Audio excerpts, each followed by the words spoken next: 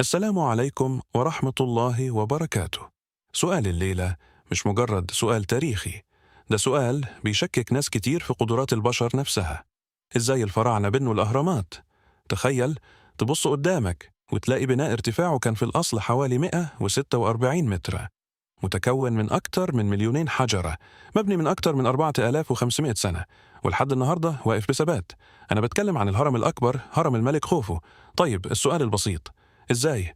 أرقام تخليك تعيد التفكير. عدد الأحجار تقريبا 2.3 مليون حجر، متوسط وزن الحجر حوالي 2.5 طن، وفي أحجار ضخمة جدا في غرفة الملك توصل ل50 و60 طن.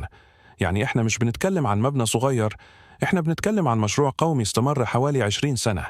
لو قسمنا العدد ده على مدة البناء، معناه إنهم كانوا بيحطوا مئات الأحجار يوميا، كل يوم، من غير توقف، لسنين. إزاي ده حصل؟ نظرية الفضائيين، في ناس قالت إن ده مستحيل يحصل بعقول بشرية قديمة، لازم يكون في تدخل من كائنات متقدمة. النظرية دي اشتهرت بسبب كتب وأفكار زي اللي قدمها إيريك فون دانيكن، بس المشكلة دايما واحدة: فين الدليل؟ مفيش أدوات غريبة، مفيش مواد مش أرضية، مفيش أي أثر لتكنولوجيا غير بشرية. الفكرة مثيرة، لكن الإثارة مش دليل. طيب هل كانوا عمالقة؟ برضو لأ. المومياوات اللي اتلاقت، المقابر، التوابيت، كلها بأحجام طبيعية جدا. الفراعنة كانوا بشر زينا بالضبط، لكن عاشوا في نظام دولة قوي جدا. السر الحقيقي يبدأ من التنظيم. كتير من الناس بتتخيل إن العبيد هم اللي بنوا الهرم، لكن الاكتشافات الحديثة أثبتت إن العمال كانوا عمال مهرة، ولهم مقابر خاصة قريبة من الهرم.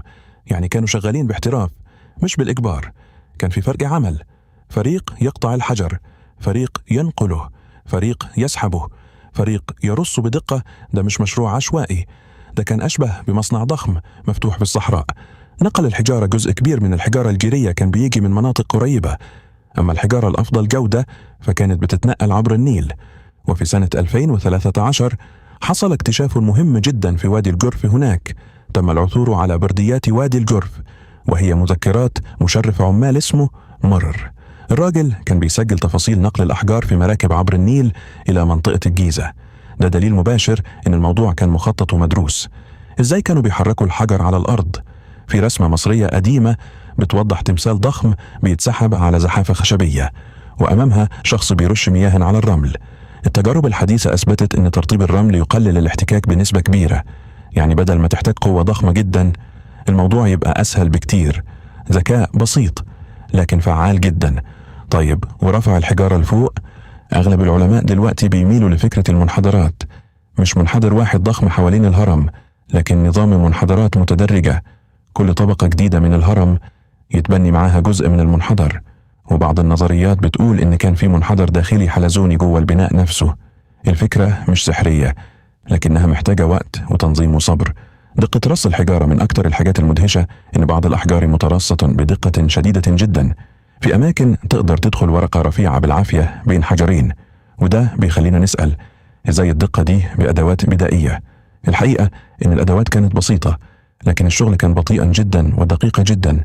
لما يكون عندك آلاف العمال بيشتغلوا يوميا لسنين، ممكن تحقق دقة مذهلة. طب إيه حكاية نظرية الصب؟ العالم الفرنسي جوزيف دافيدوفيتس اقترح إن بعض الحجارة كانت عبارة عن مادة شبه الخرسانة اتصبت في قوالب. النظرية جذابة فعلا، لكن أغلب علماء الآثار شايفين إن الأدلة الأثرية تميل لقطع الحجر الطبيعي.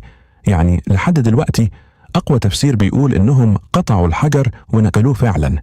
المفاجأة اللي محدش بيتكلم عنها، إحنا دايما بنسأل إزاي رفعوا الحجر، لكن السؤال الأهم إزاي قدروا ينظموا مجتمع كامل حوالين هدف واحد؟ الهرم مش بس مشروع هندسي، ده مشروع دولة. كان لازم توفير أكل لآلاف العمال، إدارة مخازن، تنسيق نقل، حساب زوايا، ضبط اتجاه الهرم بدقة فلكية مذهلة. بالمناسبة الهرم الأكبر متوجه بدقة شبه كاملة نحو الجهات الأصلية الأربع، وده في حد ذاته إنجاز علمي ضخم. طيب ليه بنحس إنه مستحيل؟ لأننا بنتخيل إنهم كانوا بدائيين، لكن الحقيقة إن الحضارة المصرية القديمة كانت متقدمة جدا في الرياضيات، الفلك، الطب، الهندسة والإدارة، مش لأن عندهم سحر، لكن لأن عندهم وقت طويل للتجربة والخبرة. الخلاصة، الأهرامات مش دليل على وجود فضائيين، ولا دليل على سحر قديم مفقود، هي دليل على حاجة أخطر بكتير، إن البشر لما يجتمعوا على هدف واضح بقيادة قوية وبتنظيم ذكي يقدروا يعملوا حاجة تبان مستحيلة. والدليل الصرح ده لحد النهاردة واقف، متحدي الزمن ومتحدي شكوكنا.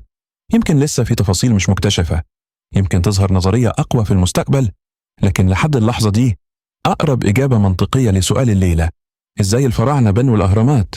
بالعلم، بالتنظيم، وبعقل بشري قرر يسيب أثر يعيش آلاف السنين. ولو في سؤال محيرك نص الليل وانت مغمض عينيك ومش عارف تنام، اكتبه في التعليقات، ويمكن يكون هو سؤال الليلة الجاية. سلام.